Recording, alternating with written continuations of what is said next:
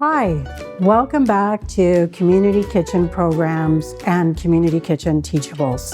My name is Anna and I run a program here called Calgary's Cooking. And today's video, we are going to talk about butter. So specifically unsalted butter, salted butter, what is clarified butter and what is ghee, as well as margarine. A lot of times I will get asked, okay, what is the difference between salted butter and unsalted butter when it comes to using it in a recipe? At the end of the day, the very first thing to remember is that it's going to come down to a personal preference. If you want to use salted butter in your baking and your savory cooking, then by all means use salted butter. For the unsalted butter, this is the butter that I prefer to use for pretty much everything. Every time I make a recipe that calls for butter, whether it's baking or whether it's in a savory recipe. A big part of baking is there's a lot of science that goes into a baking recipe, which is one of the reasons why you have to follow a baking recipe really close to the recipe. There's very little room for error when it comes to ingredient substitution and the like. So if you use unsalted butter in your baking recipe and the recipe calls for salt, you can easily control the end saltiness in the baked good. If you were to use salted butter in a baking recipe and you use the salt that is called for in the recipe, then you run the risk of having your product too salty. And then once you've made it and it's baked, there's nothing you can do about the saltiness of it. So if you want to use salted butter in your baking recipe, you may want to consider removing some of the salt that's already in the recipe. But again, it also might involve having to play around with the recipe a little bit so that it's to your liking. Sometimes unsalted butter is a little bit more expensive than salted butter. Now, why is that?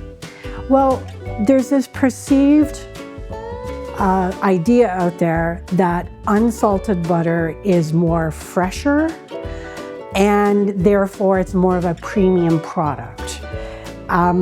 It's not always the case where one is more expensive than the other. It just depends on which grocery store you go to. The other thing to keep in mind is some manufacturers, when they make their butter, they will replace some of the fat in the butter that is naturally found in butter, and they will replace that with water. So the price will dictate what you buy. Okay, if you see 1 pound of butter that's cheaper than the other, it's because they've replaced some of the natural fat with water. And you can definitely see that because butter is very temperature sensitive. So if it's in the middle of winter and you got your butter on your counter and it's been sitting there all day and it's rock hard, that's because there's more water in it than fat. However, if it's really beautiful outside and it's hot, the butter will end up being a lot softer, and that's usually an indication that there's more fat in the butter. Because salt acts as a preservative, unsalted butter has a much longer shelf life than unsalted butter has. So what shelf life basically means is how long it can sit on your counter or on a shelf at room temperature. So you have the difference of 3 months to 5 months. So for example, unsalted butter can survive for about 3 months. If you keep it in your refrigerator, it definitely will last a little bit longer. Salted butter, on the other hand, because it has the salt, which is a preservative, you can extend it for an additional 2 months, which is 5 months total. And again, it will certainly last longer in your fridge. You can freeze both types of butter. You can also freeze margarine as well. So if you want to buy a bunch ahead of time and freeze it and use it as you go along, that's perfectly fine as well. If your butter, whether it's unsalted or salted, starts to get moldy, do not use it, throw it out. Just throw it out. The other thing I want to talk about is what is clarified butter and what is ghee. Okay, so we'll start with clarified butter, and you will see here in this glass jar that I have a little bit of butter. Clarified butter is basically taking butter, whether it's salted or unsalted, it doesn't matter, putting it on the stove top in a pot, letting it melt, and then letting the milk solids in the butter actually sink to the bottom. Now, you may wonder, well, what difference does it make? Well, part of it is if you just use the pure fat in the butter in your recipe, you're going to get much more of a richer flavor and a much more pure flavor. And that's why a lot of chefs like to use clarified butter, okay? Milk solids, as wonderful as milk is, it can act as a little bit of an impurity into the taste of the butter, which then can throw off the taste of your baked or cooked item, okay? Now, ghee, on the other hand, all ghee is basically clarified butter, but it usually has the addition of different spices added to it. Not all the time, but sometimes, okay? Ghee originated out of India, and it's predominantly used in a lot of Indian cooking.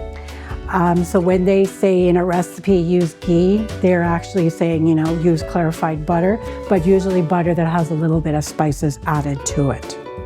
Now the other item is, of course, margarine. The one thing to keep in mind with margarine is there are basically two types of margarine out there. There is the margarine that is 100% manufactured from a man-made product, if you will, in a factory, okay? And then there's also margarine that's a little bit more plant-based, that comes from more natural sources. There is some debate out there, is it better to eat plant-based margarine versus a more natural product of butter? Well, again, it's going to depend on what your overall goal is. If you're coming at it from the perspective of heart healthy and trying to reduce your cholesterol, again, that's a conversation that you're going to want to take advice and direction from your medical doctor. But if you're just doing it because you prefer the taste of butter, then by all means use butter. Now, you can certainly use margarine in baking.